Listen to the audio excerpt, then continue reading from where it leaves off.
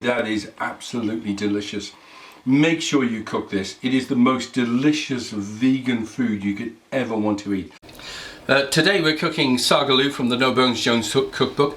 I first had this dish way back in the day in Casey's restaurant in Tamil and Kathmandu, and it was such a fragrant, delicious dish. I loved eating this, and I've tried to recreate it over the years to bring it back to something as I can remember from 30 years ago. So let's get on and cook it.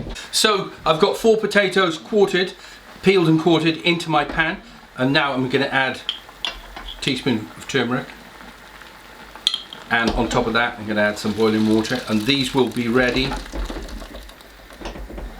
in about 12 minutes. So the next step is to dry fry the cumin and the fenugreek. Remember, fenugreek is a very powerful and strong spice, so we want less of that and more of the cumin. So I'm going to stir these around in my pan, just gradually let them take on the heat, and this will give us a beautiful fragrant. Oh, you can see their steam. Oh, this smells so fragrant and wonderful. It's terrific. This is really, really terrific. And now I'm going to put these into my pestle and mortar. There we are, that's done. So now the next step is to start grinding it. So these spices have released all their oils, and they are fragrant and they're warm and they're delicious, and they will enhance the flavours in the Saag Aloo. So the next step is to put a small amount of vegetable oil into our pan. We're going to fry our onions gently for about 10 minutes. So my onions have been gently frying for about 4 or 5 minutes. Now I'm going to add the ginger. The ginger goes on top, and I want that to gently sweat through for about another 4 or 5 minutes.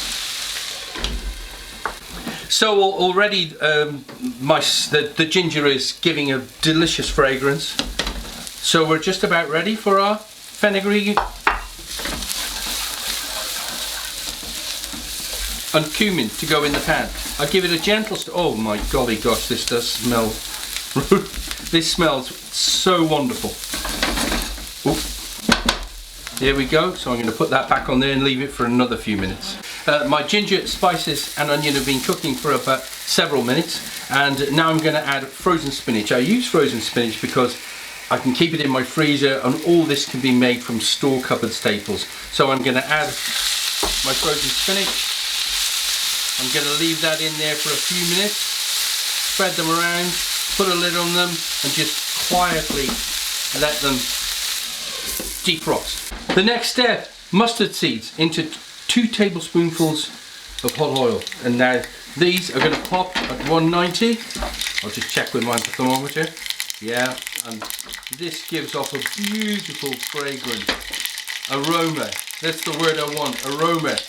Right, as soon as they really start popping up, I'm going to add my garlic. I can see them. We are ready for the garlic. I'm going to swish the garlic in the oil, and I don't want to burn it. So I'm going to turn that heat off. I've got lots of heat in the bottom of this pan, and the mustard seeds and the garlic are going to add a lovely fragrance, and they are ready to go in.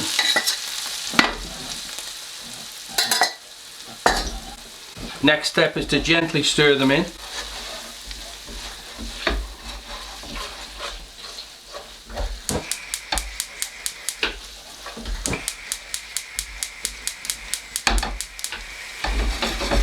And now I'm going to add my coconut milk. You combine the whole thing together, and then we're ready for the next step. I've seasoned this dish, and I'm just going to pop it in this oven-proof pan into my oven for about 20 minutes to cook it through. Okay, the final step today is I've got vine tomatoes, and I've got a tiny little bit of oil in a pan, and I'm going to bring those together. I'm going to get a lid on it. I'm going to swish them around just for a couple of minutes. I'm going to season them,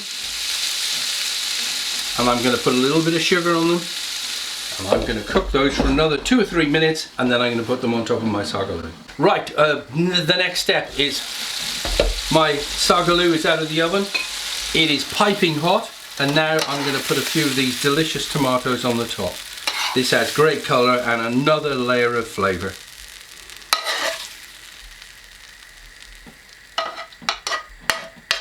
And there we are. That is the saag aloo complete. Our saag aloo is finally finished. And I'm going to serve up one portion into a bowl. And this in the centre of your dinner table looks wonderful, and it is fragrant and delicious. And now I'm going to have to taste it and see if it does take me back to Casey's restaurant in Kathmandu. I can tell you that is absolutely delicious. Make sure you cook this. It is the most delicious vegan food you could ever want to eat. And it's on page 116 of the No Bones Jones cookbook. See you next time.